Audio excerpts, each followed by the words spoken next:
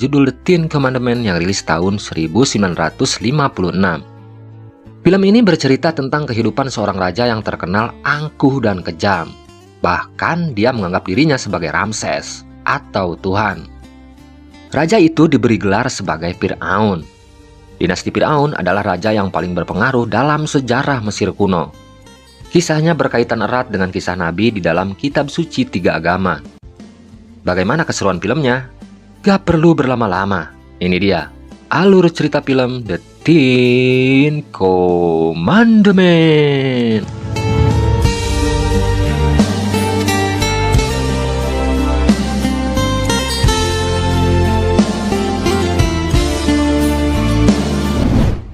Scene dibuka dengan diperlihatkannya seorang wanita Ibrani yang berasal dari tanah Gosen bernama Yochebed.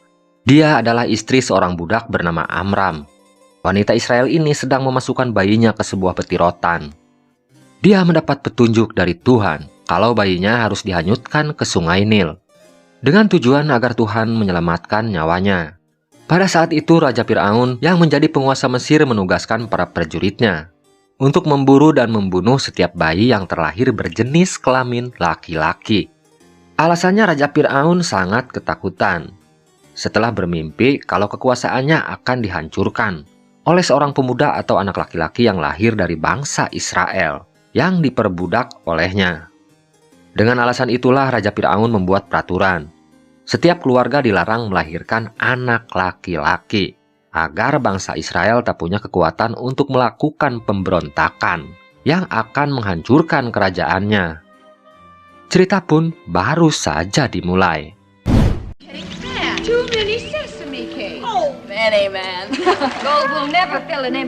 Rupanya Tuhan punya rencana lain dengan bayi tersebut. Di suatu hari, di dalam istananya, Putri Bitiah, adik kandung dari Raja Fir'aun, sedang dihibur oleh pala selirnya.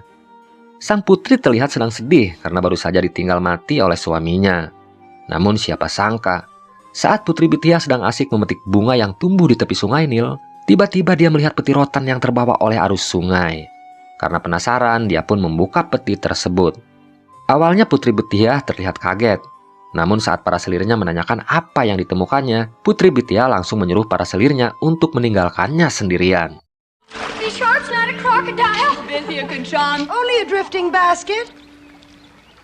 Putri Fir'aun itu sadar kalau kakaknya sampai tahu dia telah menemukan bayi laki-laki di dalam peti rotan, sang kakak akan membunuh bayi tersebut. Putri Bitiah berniat untuk menyelamatkan bayi yang ditemukannya. Sementara Maryam yang disuruh ibunya untuk mengawasi peti rotan yang membawa adiknya terlihat sangat bahagia setelah tahu adik kecilnya ditemukan oleh keluarga kerajaan.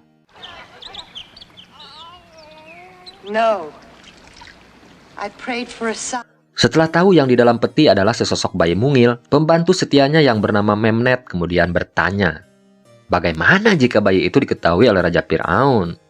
Sambil tersenyum, Putri Bitiah kemudian menjawabnya, kakaknya akan menerima bayi itu sebagai calon pangeran kedua Mesir jika kakaknya tahu bayi itu terlahir dari rahimnya. You will see him walk with his head among the eagles. You make this son of slaves a prince of Egypt. Putri Bitiah meyakini kalau kehadiran bayi itu sebagai jawaban dari doanya selama ini, yang sangat menginginkan memiliki seorang putra dari almarhum suaminya. Dia kemudian menyuruh pembantunya untuk bersumpah agar tutup mulut dengan penemuan bayi tersebut. Jika pembantu setianya itu melanggar sumpahnya, Putri Bitiah tak segan-segan untuk membunuhnya. Karena ditemukan hanyut di atas sungai, Putri Bitiah kemudian memberikan bayi tersebut sebuah nama, yaitu Moses.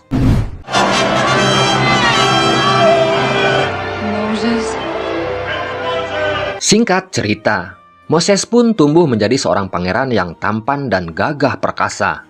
Dia seumuran dengan anak Raja Fir'aun, yaitu putra mahkota bernama Ramses. Pangeran Ramses terlihat iri karena Pangeran Moses sangat dianakmaskan oleh ayahnya, padahal Moses hanya sebatas keponakannya. Kebencian Ramses kepada Moses semakin menjadi-jadi setelah adiknya bernama Putri Nefertari lebih menyukai Moses ketimbang dirinya. Padahal Putri Nefertari akan dinikahkan dengannya jika nanti sudah naik tahta menggantikan ayahnya.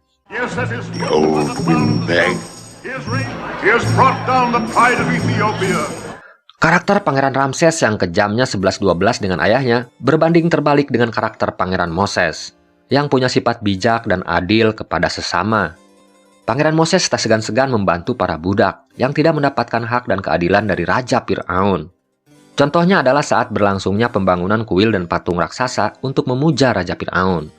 Moses yang sedang sibuk mengatur perencanaan pembangunan tiba-tiba didatangi oleh seorang budak atau wanita Ibrani bernama Lilia. You say where she is and you'll die in a lion's den. You're done. Not for myself, Lord Prince. For... Wanita itu meminta tolong kepada Pangeran Moses agar membebaskan pacarnya yang bernama Joshua.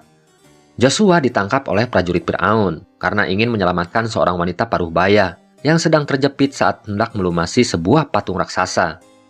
Tanpa pikir panjang, Pangeran Moses kemudian mendatangi TKP. Melihat ada seorang ibu-ibu yang terjepit patung raksasa, dia pun langsung menolongnya. Pangeran Moses sama sekali tidak mengetahui kalau wanita parubaya yang barusan ditolongnya adalah Yochebed, ibu kandungnya. Tak hanya sampai di situ, Pangeran Moses pun menyuruh prajurit Firaun untuk membebaskan Joshua, yang mengaku nekat melabrak para mandor bangunan karena ingin menolong wanita parubaya tersebut. Melihat kebaikan Pangeran Moses, budak bernama Joshua tersebut nekat memberitahunya kalau pekerjaan mereka lambat karena tak diberi makan oleh Raja Firaun. Mendengar kenyataan tersebut, Pangeran Moses terlihat murka. Dia pun menyuruh seluruh budak untuk mengambil persediaan gandum di kuil pendeta suci. Kejadian tersebut dimanfaatkan oleh Pangeran Ramses untuk mengadukan perbuatan Pangeran Moses kepada ayahnya karena dianggap telah melanggar peraturan kerajaan. But the day of Moses, deliver now. They have Moses. Raja Firaun akhirnya memutuskan untuk membuktikan langsung tuduhan anaknya. Apalagi Pangeran Ramses terus mengomporinya kalau seluruh budak beramai-ramai menyanjung dan meneriakan nama Pangeran Moses. Kenyataan tersebut membuat Raja Firaun khawatir kalau suatu saat Pangeran Moses akan berkhianat kepadanya. Setelah sampai di lokasi, Raja Firaun mulai menanyakan kebenaran tentang keputusan Pangeran Moses yang menyuruh para budak untuk mengambil bahan makanan dari kuil pendeta suci. Pangeran Moses mulai beradu kecerdasan dengan Pangeran Ramses yang terus mengompori ayahnya agar menghukum saudaranya tersebut. Dia meyakinkan ayahnya kalau Moses telah merugikan keuangan kerajaan. Namun dengan santainya Pangeran Moses mencoba menjelaskan alasannya. Dia mulai memperlihatkan hasil pembangunan yang selama ini dipercayakan kepadanya. Pangeran Moses berpendapat, dengan memberi makan para budak, maka pekerjaan akan selesai jauh lebih cepat. Tapi jika para budak tak diberi makan, maka pekerjaan akan jauh lebih lambat. Take a throne by force that is earned by deeds. And this you call treason. Semakin lama pembangunan tersebut selesai, kerajaan justru rugi 2 kali lipat. Selain kehilangan satu persatu para pekerja yang mati karena kelelahan, bekal makanan juga ujung-ujungnya akan habis karena harus ngasih makan para prajurit yang mengawal para budak di lapangan. Mendengar alasan dari keponakannya, Raja Firaun hanya bisa tertegun. Dia sangat terpukau dengan kecerdasan yang dimiliki oleh Pangeran Moses. Sang raja akhirnya malah menuduh putranya Ramses telah memfitnah saudaranya. The city that he builds shall bear my name. Moses builds a city? Melihat Raja Firaun lebih menyayangi Pangeran Moses, mandor bangunan bernama Baka memperingatkan Pangeran Ramses kalau Pangeran Moses suatu saat bisa saja merebut tahta kerajaan darinya. Namun Pangeran Ramses dengan percaya diri meyakinkan mandor bangunannya kalau dia tidak akan membiarkan saudaranya itu mendapatkan kekuasaan di tanah Mesir. Sambil bertolak pinggang, dia berkata, kota yang dibangun melalui tangan Moses suatu saat akan mengharumkan namanya. Dan Putri Nefertari, wanita yang dicintai Pangeran Moses, suatu saat akan menjadi istrinya. I have brought you a cloth more revealing. Why not? Hingga akhirnya di suatu hari, pelayan Putri Bitiah yang selama ini ikut menyembunyikan tentang rahasia Pangeran Moses akhirnya mengkhianati sumpahnya. Dia memberitahu Putri Nefertari kalau Pangeran Moses bukan keturunan dari Raja Firaun, tapi dia terlahir dari rahim seorang wanita dari bangsa Israel bernama Yochebed. Putri Bitiah memungut bayi Moses yang dihanyutkan oleh ibunya ke sungai Nil. Mendengar pengakuan dari pelayannya, Putri Nefertari terlihat syok. Namun cintanya kepada Pangeran Moses membuat dia tidak peduli dengan masa lalu kekasihnya. Putri Nefertari justru membunuh pelayannya tersebut dengan cara mendorongnya hingga jatuh dari atas balkon. Torn from a Levite's robe. You think I care whose son he is? Putri Nefertari tidak ingin kekasihnya Moses diusir dari istana. Jika sampai itu terjadi, Raja Firaun pasti akan menjodohkan dia dengan Pangeran Ramses kakaknya, seorang laki-laki yang tidak pernah dicintainya. Namun saat Pangeran Moses masuk ke kamarnya, tak sengaja dia melihat potongan kain tradisional yang biasa dipakai oleh suku Ibrani. Dia pun mulai curiga kalau Putri Nefertari telah menyembunyikan sesuatu darinya. Oh, Moses, Moses, why do you question me? Why do you care? Could Ramses destroy me with a piece of cloth? Setelah didesak terus oleh kekasihnya, Putri Nefertari akhirnya terpaksa memberitahu kejadian yang sebenarnya. Dia mengaku telah membunuh pelayannya bernama Memnet, karena telah membuat pengakuan kalau Pangeran Moses bukan keturunan dari Raja Firaun, tapi terlahir dari rahim seorang ibu dari bangsa Israel. Mendengar pengakuan pacarnya, Pangeran Moses terlihat bingung. Untuk memastikan kebenarannya, dia pun berniat untuk mendatangi Putri Bithiah ibunya. I love you. I will ask Bithiah. Setelah bertemu dengan ibunya, Pangeran Moses mulai menanyakan seorang wanita dari suku Ibrani yang bernama Yochebed. Dia mulai mencari tahu kebenaran yang selama ini dirahasiakan darinya. Namun Putri Bithiah berusaha menutupi semuanya. Jika dia memberitahu putranya, dia khawatir akan kehilangan Moses, anak kesayangannya. Karena tak menemukan jawabannya, Moses pun memperingatkan ibunya kalau dia akan mencari tahu semua rahasia yang selama ini disembunyikan darinya. My chariot! I will drive to Goshen! Melihat sikap putranya, Putri Bithiah mulai terlihat panik. Dia pun menyuruh pelayannya untuk menyiapkan kereta kuda. Malam itu juga, Putri Bithiah berencana akan melakukan perjalanan ke daerah Goshen untuk mendatangi rumah ibu kandung Pangeran Moses yang bernama Yochebed. Dia berencana untuk menyuruh keluarga Moses agar secepatnya pergi meninggalkan daerah Goshen sebelum Pangeran Moses putranya mengetahui tempat tinggal ibu kandungnya. Namun setelah sampai di rumah ibu kandung Moses, Yochebed menolak saran dari Putri Bithiah untuk pergi meninggalkan kampung halamannya. Dia pun meyakinkan Putri Bithiah kalau keluarganya tidak akan mengambil Moses darinya. Namun karena terlanjur takut kehilangan putranya, Putri Bithiah tetap memaksa keluarga Yochebed untuk segera berkemas dan pergi dari kampungnya. Putri Bithiah berjanji akan menanggung semua kebutuhan keluarga Yochebed. Yang penting putranya tidak bertemu dengan ibu kandungnya. Only the Pharaoh can free a slave. Saat berdebat itulah tiba-tiba dari arah pintu Pangeran Moses muncul di hadapan ibunya. Rupanya Pangeran Moses sengaja membuntuti ibunya. Kehadiran putranya semakin membuat Putri Bithiah panik dan ketakutan. Untungnya Yochebed ibu kandung Pangeran Moses berusaha membantu adik Raja Firaun tersebut agar rahasia tentang siapa ibu kandung Moses tidak terbongkar. Sambil berusaha menahan air mata dan rasa rindu kepada putranya, Yochebed membohongi Pangeran Moses kalau dia bukan ibu kandungnya.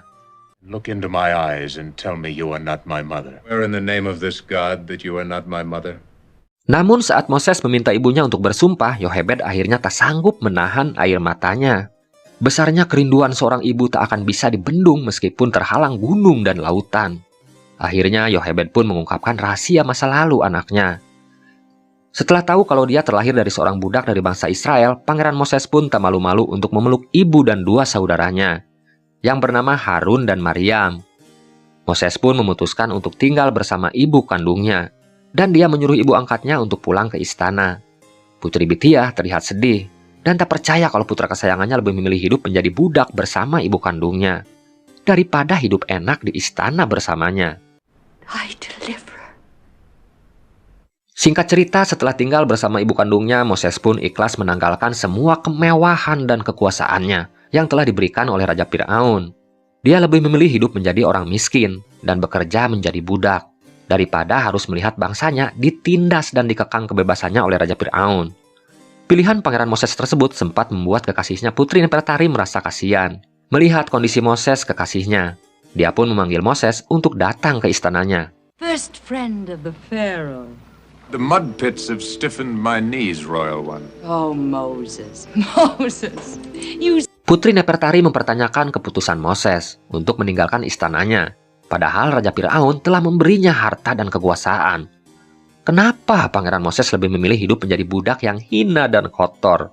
Padahal Raja Firaun sudah memprioritaskan Pangeran Moses untuk menggantikan dirinya sebagai Raja Mesir di masa depan. Sambil tersenyum, Pangeran Moses pun kemudian menjelaskan alasannya. Dia sama sekali tak berambisi untuk menjadi seorang raja, yang tujuannya hanya untuk memperkaya diri di atas penderitaan rakyatnya. Dia tidak silau dengan harta dan jabatan, yang baginya semua itu hanyalah titipan. Dia hanya ingin melawan ketidakadilan, sikap sewenang-wenang, anti kritik, pencitraan dan perbudakan yang dilakukan oleh Raja Fir'aun. Pangeran Moses lebih memilih hidup miskin, tapi bermanfaat buat orang lain, daripada hidup bergelimang harta tapi hasil dari suap dan korupsi di istana. My eyes can best be used elsewhere, Lord Barker. Please let me go to my home. Setelah Pangeran Moses tinggal dengan ibu kandungnya dan berbaur dengan para budak yang bekerja kepada Raja Fir'aun, Pangeran Moses mulai merasakan penderitaan yang dialami oleh bangsanya. Setiap hari dia melihat para budak itu disiksa bahkan dibunuh jika melawan perintah dari Raja Fir'aun. Hingga suatu hari, hatinya terpanggil untuk menolong Lilia, seorang wanita atau budak dari suku Ibrani, yang dibawa paksa oleh mandor bangunan bernama Baka. Lilia akan dijadikan budak pemuas nafsu di rumahnya. Ternyata sebelum Moses datang menolong Lilia, pacarnya bernama Joshua sudah duluan datang untuk menyelamatkan pacarnya. Namun sayangnya Joshua berhasil ditangkap oleh prajurit Raja Fir'aun.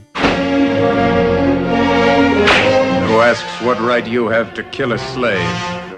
Saat melihat kehadiran Pangeran Moses, mandor bangunan sempat heran. Kenapa Pangeran Moses mau melawannya? Hanya karena ingin membantu seorang budak. Pangeran Moses akhirnya terpaksa membunuh mandor bangunan agar bisa membebaskan Joshua dan Lilia pacarnya. Namun Pangeran Moses sama sekali tidak menyadari kalau aksinya tersebut diketahui oleh ajudan Baka bernama Dastan yang mengintipnya dari balik pintu. You will deliver us. The finger of God to us. You cannot turn your back upon us. Kematian Baka, mandor bangunan kepercayaan Raja Fir'aun, membuat Pangeran Ramses murka. Dia pun menyuruh prajuritnya untuk memburu Joshua dan pacarnya. Kasus pembunuhan orang kepercayaan Raja Fir'aun tersebut dimanfaatkan sebaik mungkin oleh ajudan Baka bernama Dastan. Dia akan memberitahu Pangeran Ramses siapa dalang di balik pembunuhan tersebut. Tapi dengan satu syarat, Pangeran Ramses mau mengangkatnya sebagai mandor baru untuk menggantikan majikannya yang meninggal. Setelah Pangeran Ramses setuju dengan persyaratannya, akhirnya Dastan pun memberitahu Pangeran Ramses kalau yang membunuh Baka adalah Pangeran Moses. Bahkan dia memberitahu Ramses kalau Pangeran Moses bukan anak kandung Putri Bithia. Dia lahir dari seorang budak bernama Yochebed. What you say pleases me, I will give you your price. Is Moses. Mendengar informasi tersebut, Pangeran Ramses terlihat sangat senang. Baginya ini adalah waktu yang tepat untuk menyingkirkan Pangeran Moses, yang menjadi pesaing utamanya untuk memimpin kerajaan Mesir di masa depan. Pangeran Ramses pun menyuruh prajuritnya untuk menangkap Pangeran Moses dan memasukkannya ke penjara. Dia akan membawa kasus tersebut ke hadapan ayahnya, sebagai bukti kalau selama ini Pangeran Moses telah menipu dan mengkhianati ayahnya. While you wait to honor Moses, I will... Found such a man? Yes, my father. Besok harinya Pangeran Ramses langsung melaporkan kejadian itu kepada Raja Fir'aun. Awalnya sang raja tidak percaya dengan informasi yang diberikan oleh putranya. Namun Raja Fir'aun terlihat shock dan kaget saat Pangeran Ramses menyuruh prajuritnya untuk membawa Moses ke hadapannya. Sang raja terlihat sedih dan kecewa melihat sosok ponakan yang sangat dicintainya ternyata selama ini telah menipunya. Putri Bithia sempat berusaha membela putranya. Namun karena dianggap telah menipunya, Raja Fir'aun menyuruh adiknya tersebut untuk pergi dari istananya. Come to me. Tell me, Moses, I will believe you. Raja Fir'aun kemudian memanggil Pangeran Moses agar lebih dekat. Dia ingin jawaban langsung dari mulut keponakannya tentang tuduhan dan pengkhianatan yang dilaporkan oleh Pangeran Ramses putranya. Dengan lantang Pangeran Moses menjawabnya, kalau dia anak seorang budak dari bangsa Israel, bukan keturunan Raja Fir'aun. Karena kecewa dengan jawaban Pangeran Moses, pada hari itu juga Raja Fir'aun langsung menetapkan kalau Pangeran Ramses sebagai calon raja untuk menggantikan dirinya. Dia juga akan menikahkan Pangeran Ramses dengan Putri Nefertari, yang terlihat sedih melihat keadaan Pangeran Moses kekasihnya. Egypt shall be yours. Will not live if you must die. Raja Fir'aun pun menyerahkan semuanya kepada Pangeran Ramses putranya untuk memutuskan hukuman apa yang pantas diberikan kepada Pangeran Moses. Akhirnya Pangeran Ramses memutuskan untuk mengasingkan Pangeran Moses di sebuah wilayah terpencil, yang sejauh mata memandang hanyalah gurun tandus dengan cuaca yang sangat ganas. Di sana, Pangeran Moses hanya berteman dengan ular dan kalajengking. Pangeran Ramses akan membiarkan Pangeran Moses mati pelan-pelan dibunuh oleh ganasnya alam.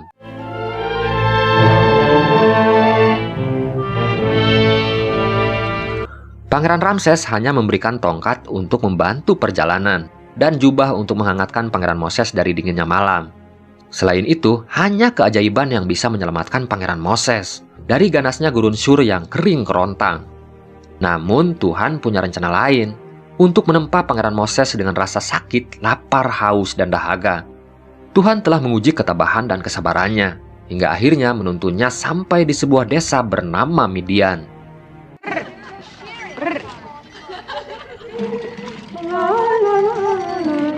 Diceritakan, kalau desa Midian dihuni oleh 7 wanita cantik, putri dari kepala desa bernama Yitro. Keluarga keturunan Ismail ini kesehariannya adalah mengembala domba di lembah Gunung Sinai. Pertemuan Moses dengan 7 bidadari cantik ini diawali dari gangguan beberapa laki-laki penyamun yang sedang menggoda ke-7 gadis yang sedang mengembala.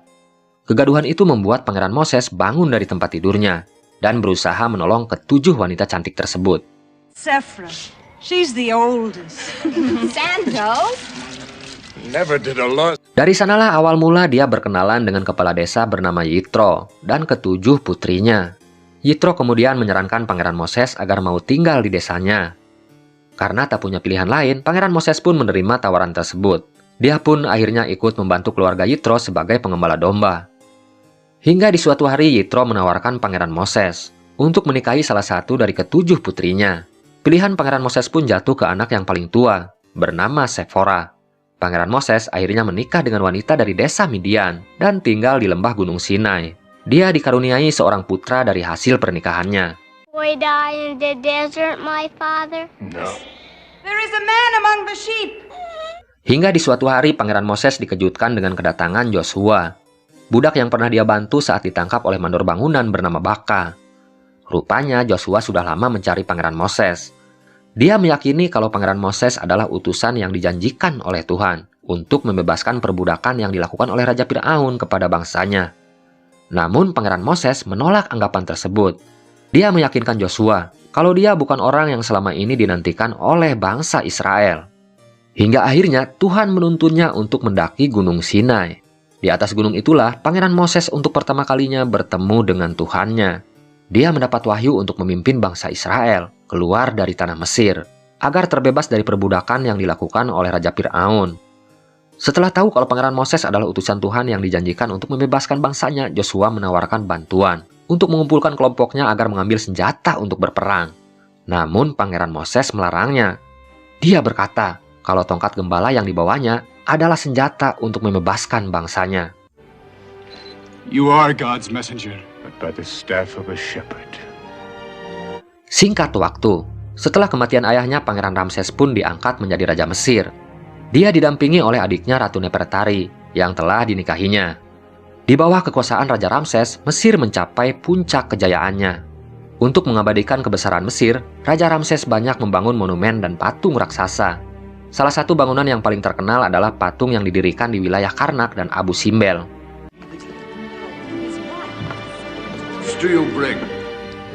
We bring you the... Sementara Pangeran Moses ditemani oleh adiknya bernama Harun memutuskan untuk mendatangi Raja Ramses di istananya.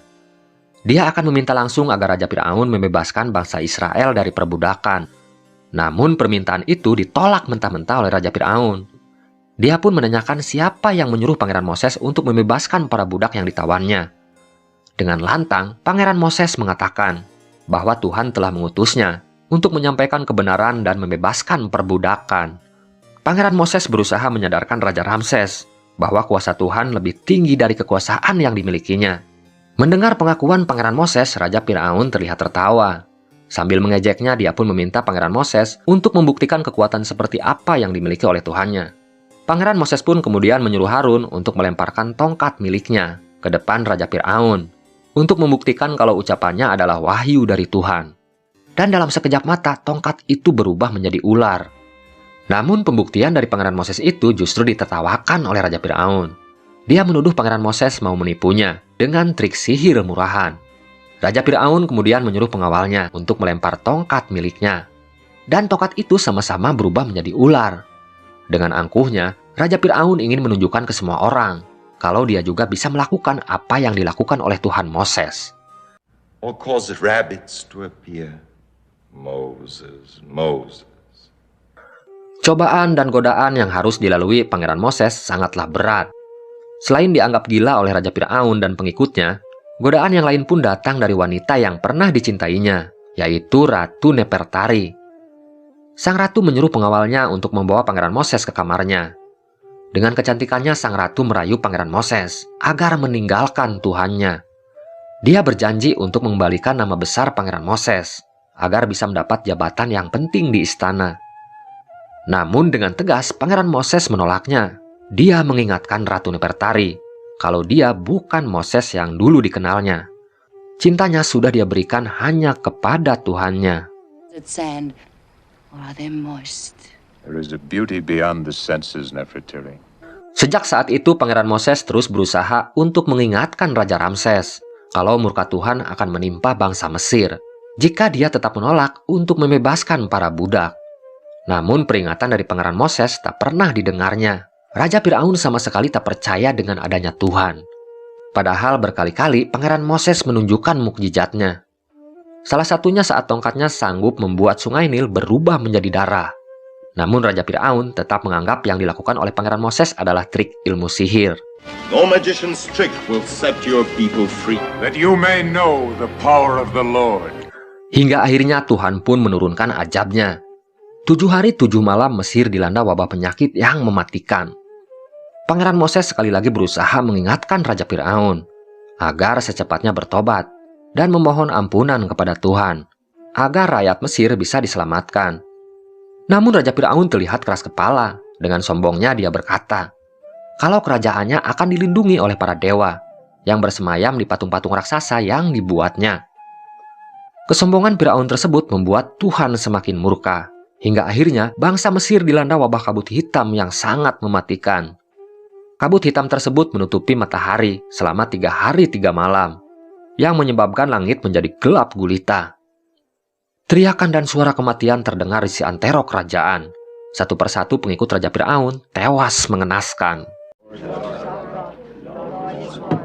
Of death, the Lord is our God.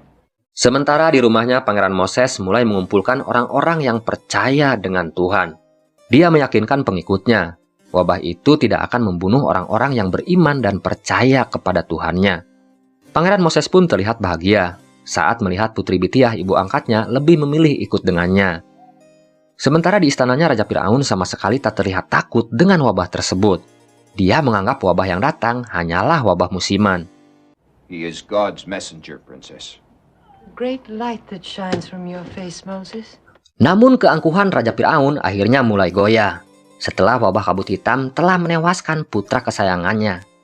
Dalam keputusasaannya, Raja Firaun mencoba menaruh anaknya di atas tangan patung raksasa yang dia sebut sebagai jelmaan dewa. Raja sombong tersebut mulai memohon agar para dewa bisa menghidupkan kembali anaknya yang telah meninggal. Kelakuan Raja Firaun itu justru dicemooh oleh istrinya Ratu Nefertari, yang menganggap patung itu hanya barang mati buatan manusia, mustahil bisa menghidupkan anaknya yang telah mati. Hear me, dread Lord of Darkness. Karena patung dewa yang dia buat tak kunjung bisa menghidupkan kembali anaknya, Raja Firaun akhirnya mulai frustasi. Dia pun terpaksa menyuruh pengawalnya untuk membawa Pangeran Moses ke hadapannya. Setelah bertemu, Raja Firaun pun mengabulkan permintaan Pangeran Moses untuk membebaskan bangsa Israel yang diperbudak olehnya. Namun dengan syarat Pangeran Moses membawa serta wabah penyakit yang dikirim oleh Tuhannya. Namun persyaratan itu ditolak oleh Pangeran Moses. Dia memberitahu Raja Firaun kalau wabah yang datang sudah di luar kuasanya, karena semuanya atas kehendak Tuhan. Namun dia berjanji untuk mendoakan Raja Firaun dan rakyat Mesir agar terbebas dari wabah tersebut. Before them, by tens, by hundreds, came a day such as the world had never seen.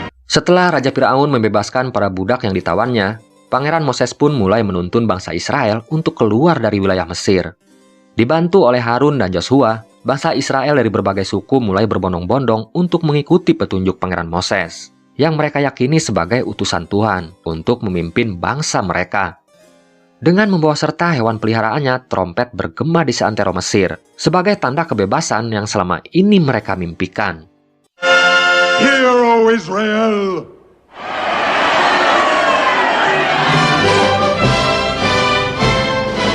Namun setelah kerajaannya terbebas dari wabah penyakit, Raja Firaun mulai mengumpulkan pasukannya.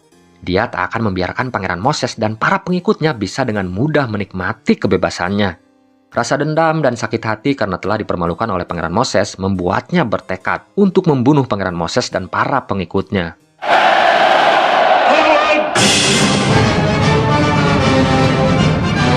Mengetahui kalau pasukan Raja Firaun akan menyerangnya, Pangeran Moses pun kembali berdoa kepada Tuhannya agar bangsa Israel bisa diselamatkan dari serbuan pasukan Firaun.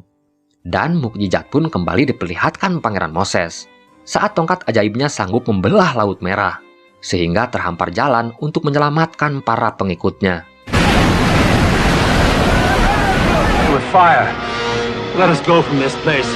Namun saat pasukan Raja Firaun mencoba mengejarnya ke tengah lautan, Tuhan kembali memperlihatkan kekuasaannya. Setelah para pengikut Moses berhasil menyeberangi lautan, Tuhan kembali menyatukan laut yang awalnya terbelah.